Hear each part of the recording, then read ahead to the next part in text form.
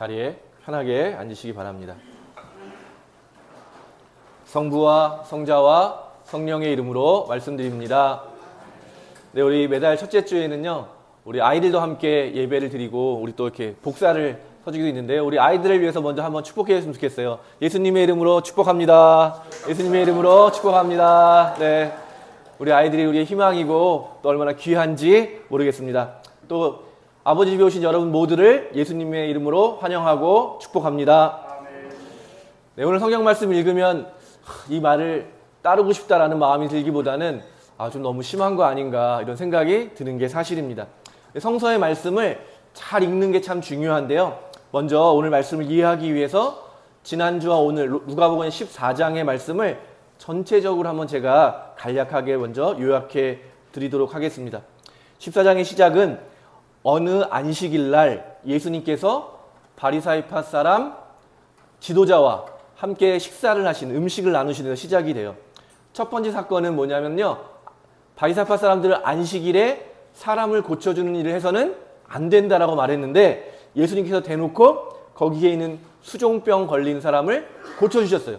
그러면서 하느님 아버지가 더 중요하게 여기는 게 무엇인지를 그런 실천을 통해서 보여주신 거죠. 그리고 나서 하신 게 지난주에 함께 읽었던 말씀입니다. 서로 높은 자리를 차지하려는 사람들에게 뭐라고 말씀하셨죠? 너희는 낮은 데에 앉아라. 또 너희에게 더 많은 것을 줄 수 있는 사람들에 위해서 잔치를 열지 말고 누구를 위해서요?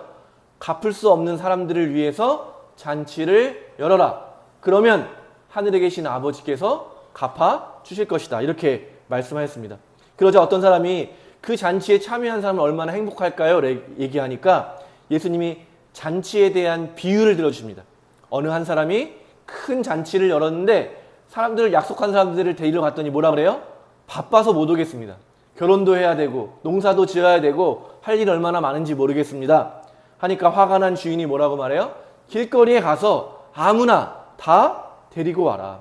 특별히 누가복음에서는 가난한 사람들, 장애인들, 또 그렇게 소외받은 사람들을 잔치에 참여하게 하라라고 하면서 먼저 초대받은 사람은 단 한 명도 잔치에 참여하지 못하고 예상하지 못한 사람들로 채워질 것이다. 이런 이야기를 하면서 오늘 읽은 이야기로 이제 마무리를 하시는 거예요. 그러니까 오늘 읽은 이야기는 이런 맥락을 좀 봐야 되는 거죠. 예수님께서 너희들이 바리사이파 사람과 유다인들과 율법학자들이 바라는 하느님 나라가 진짜 하느님 나라는 무엇인지를 예수님께서 말씀해 주고 계시는 것입니다. 세상적인 방법, 우리들의 상식, 우리들의 기대와는 전혀 다른 방법으로 하느님 나라를 이루어 가시는 하나님에 대해서 예수님께서는 이야기해 주고 계십니다. 성공회대학교 가면 여러분 입구에 가면 입구를 딱 통과하면 예쁜 집이 나오는데 집 이름이 뭔지 아세요? 구두인 하우스. 구두를 왜 얘기 안 해서도 그랬는데 그 집에 사시던 신부님이 1960년대 말에 미국에서 한국으로 오신 선교사 신부님이세요. 이 신부님의 이름이 영어로 굿윈 신부님인데 한국을 너무 사랑하셔가지고 자기의 이름을 한국식으로 바꾼 거예요. 구두인이라고. 그 신부님 사시던 집이어가지고 그 집의 이름을 구두인 하우스라고 그 신부님을 기리면서 짓고 있는데요. 이 신부님이 평생을 한국을 너무 사랑하셨고 성공회에서 그 신부님들을 양성하는 신학교에서 평생을 바치셨고 한국에서 생을 마감하셨습니다. 신부님에 대해서 제가 한번 생전에 뵀으면 좋았을 텐데 제가 하도 망나니처럼 살던 때여가지고 세상을 뛰어다니다가 못 뵌 게 참 마음에 좀 이렇게 뭐랄까요 후회가 좀 되는데 신부님 쓰신 책을 통해서 그 신부님의 굉장히 많은 배움을 받았는데요. 성공의 특징이라고 하는 책을 쓰셨어요. 지금은 절판이 됐는데 한번 기회가 되시면 한번 꼭 읽어보시면 좋겠다고 생각이 듭니다.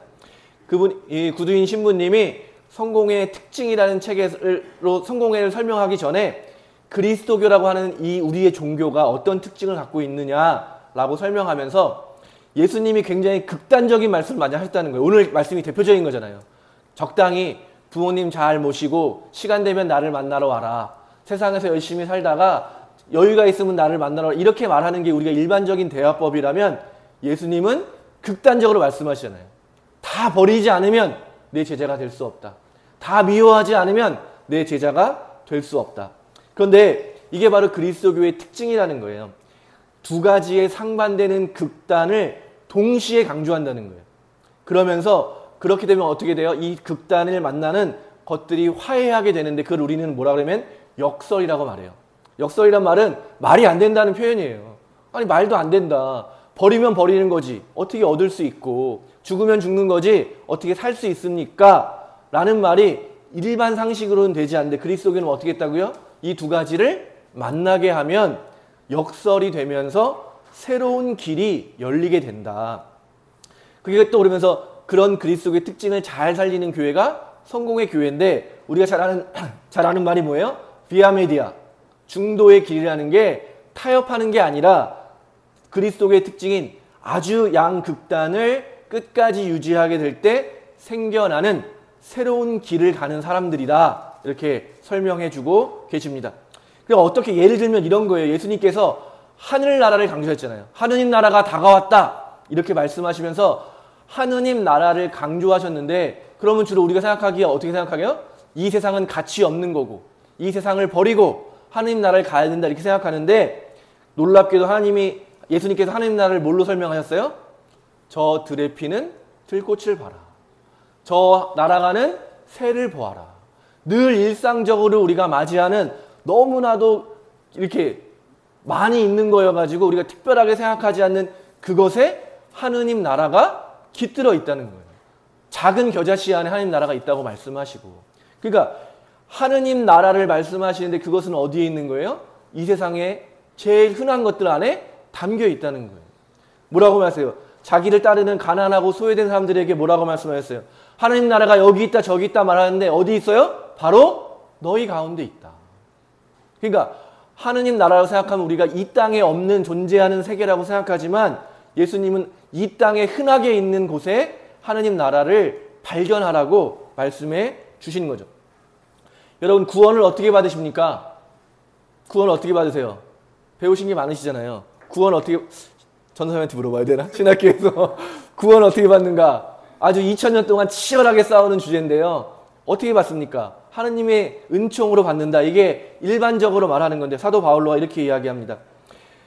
여러분은 내 사랑하는 교우 여러분은 내가 함께 있을 때에도 언제나 순종하였거니와 그대뿐만 아니라 떨어져 있는 지금에 와서는 더욱 순종하여 두렵고 떨리는 마음으로 여러분 자신의 구원을 위해서 힘쓰십시오. 뭐라는 거예요? 여러분이 구해서 구원을 받으라는 거예요. 근데 붙여서 뭐라고 말합니까? 여러분 안에 계셔서 여러분에게 당신의 뜻에 맞는 일을 하고자 하는 마음을 일으켜주시고 그 일을 할 힘을 주시는 분은 하느님이십니다. 그래서 이 뒤에 힘을 주고 구원을 어떻게 받는다고요? 하느님이 하시는 일입니다 라고 하는 게 그리스도교의 일반적인 고백인데 한쪽만 말한다면 그래서 사람들이 불안해하잖아요. 저는 뭘 해야 됩니까? 저는 그냥 가만히 있어야 되나요? 바울로가 뭐라 그래요? 하느님이 하시는 일이지만 여러분 자신도 순종하고 두렵고 떨리는 마음으로 여러분 자신의 구원을 위해서 힘쓰십시오. 구원이라고 하는 놀라운 신비가 우리의 노력과 하느님의 은총이 같이 작용하는 것이라고 사도 바울로가 성경에서 가르치고 있습니다. 그런데 한쪽만 말한다면 이단이 되는 거죠. 하느님만이 하실 수 있고 인간은 아무런 영향을 줄 수 없습니다. 말하는 것도. 하느님은 상관없이 우리의 노력으로 가능합니다. 라는 것도 마찬가지입니다.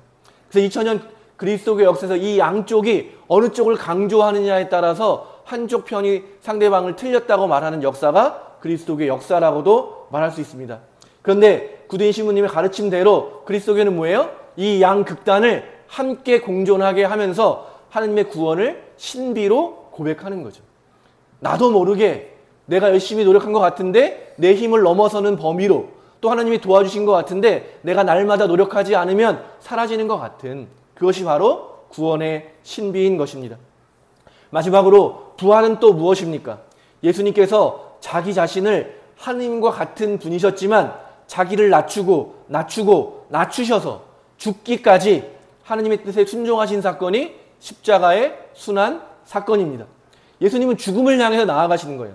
하나님의 사랑을 믿고 죽음을 향해 나아갔을 때 어떤 일이 일어났습니까? 하나님께서 하나님의 사랑으로 예수님의 그 순종과 그 사랑이 옳다는 것을 드러내시려고 죽음에서 일으켜서 부활의 자리로 생명의 자리로 옮기셨다. 이게 부활 사건에 이르는 놀라운 일인데요. 무엇입니까? 예수님 우리에게 가르치시잖아요. 오늘도 뭐라 그래요?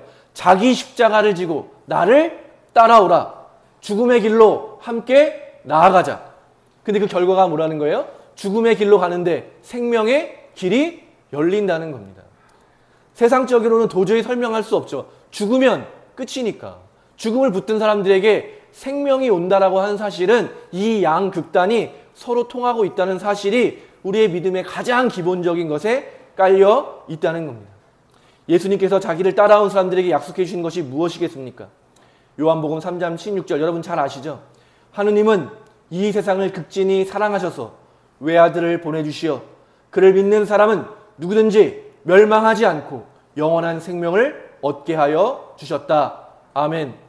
우리가 죽을 것 같은 죽음이라고 보이는 그 죽음을 향해 나아갈 때 주님의 약속은 무엇입니까? 영원한 생명이라는 겁니다.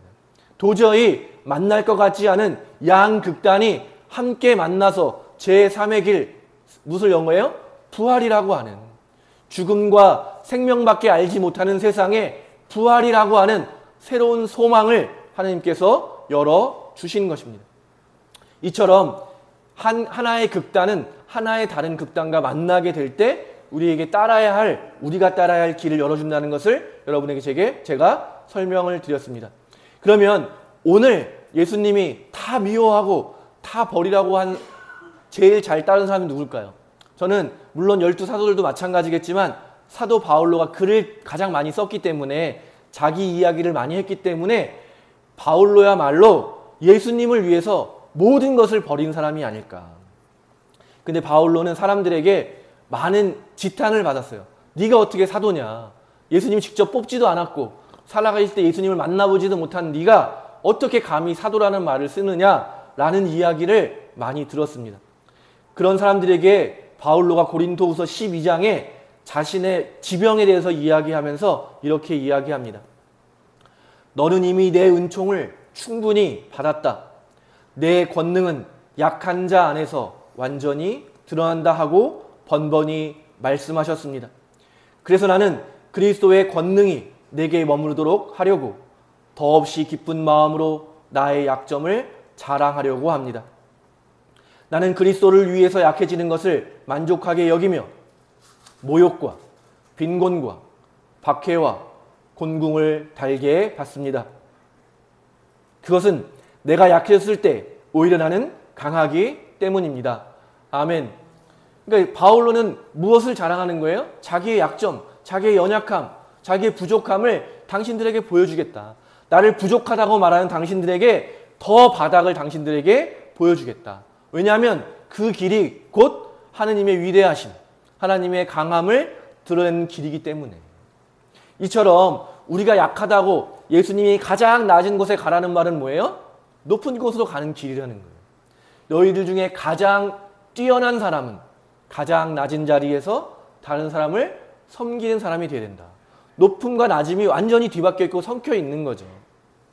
오늘 그래서 이런 과정을 본다면 생략되어 있다는 것을 여러분 잘 아실 겁니다. 모든 것을 미워하고 모든 것을 버리라는 말씀은 사도 바울로가 모든 것을 버렸을 때 뭐라고 고백했냐면 나는 내가 가지고 있는 돈, 명예, 지식 모든 것을 다 버립니다. 오히려 이런 것들은 나에게 장애물이고 쓰레기와 같습니다. 내가 바라는 것은 예수를 알고 예수님과 하나가 되는 것입니다. 사람들이 추구하는 것과 예수님을 얻을 수 있는 이 두 가지가 함께 만날 수 없다는 것을 바울은 알았기 때문에 자기가 추구했던 모든 것을 버리고 장애물로 여기면서 무엇을 얻었어요? 예수님과 하나 되는 참 생명을 얻었다고 고백합니다. 마찬가지로 비슷하게 오늘 누가복음과 비슷한 내용을 다루고 있는 마르코복음은 좀 더 분명하게 이 말이 무슨 말인지를 설명해 줍니다. 그때 베드로가 나서서 보시다시피 저희는 모든 것을 버리고 주님을 따라갔습니다 하고 말하였다. 예수께서는 이렇게 말씀하셨다. 나는 분명히 말한다. 누구든지 나를 위하여 또 복음을 위하여 집이나 형제나 자매나 어머니나 아버지나 자녀나 토지를 버린 사람은 현세에서 박해도 받겠지만 집과 형제와 자매와 어머니와 자녀와 토지의 복도 100배나 받을 것이며 내세에서는 영원한 생명을 얻을 것이다. 아멘. 오늘 누가복음 14장을 보면 결국 예수님이 하고자 하시는 얘기는, 성서가 저와 여러분에게 하는 이야기의 핵심은 무엇이겠습니까? 정말 중요한 것이 무엇입니까? 여러분이 지금 바라고 있는 그것은 무엇입니까? 두 가지를 다 갖고자 한다면 둘 다 얻지 못할 것입니다. 여러분이 가장 원하는 것이 하느님이라면 지금 그것과 비교할 수 없는 다른 것들은 잠시 포기하시기 바랍니다. 잠시 버리시기 바랍니다. 그러면 하느님께서 여러분이 바랄 수도 없는, 바라는 것보다 더 좋은 것으로 반드시 갚아 주실 것입니다. 라고 하는 것이 오늘 성서의 메시지인 것입니다. 사랑하는 교회 여러분, 정말 중요한 것이 무엇인지를 깨닫는 지혜로운 분이 다 되시기를 바랍니다. 눈앞에 잠시 있는 이로움에 빠져서 그 욕심 때문에 정말 우리가 얻어야 될 귀한 보물들을 잃어버리는 어리석은 사람이 다 되시지 않기를 간절히 소망합니다. 하느님 아버지께서는 우리에게 늘 가장 좋은 것을 주시는 분이시고 우리가 바라는 것보다 더 좋은 것을 주시는 분이라는 것을 믿는다면 오늘 예수님의 말씀을 듣고 마음이 불편해지는 것이 아니라 용기를 내어서 한 걸음 더 주님께로 나아가게 되고, 그렇게 주님께로 나아가게 될 때 우리가 바라는 것보다 더 좋은 것을 받게 되는 것을 여러분 경험하시게 될 줄로 믿습니다. 이 예배를 통해서 오늘 주님께로 나아가는 결단을 하시게 되기를 바랍니다.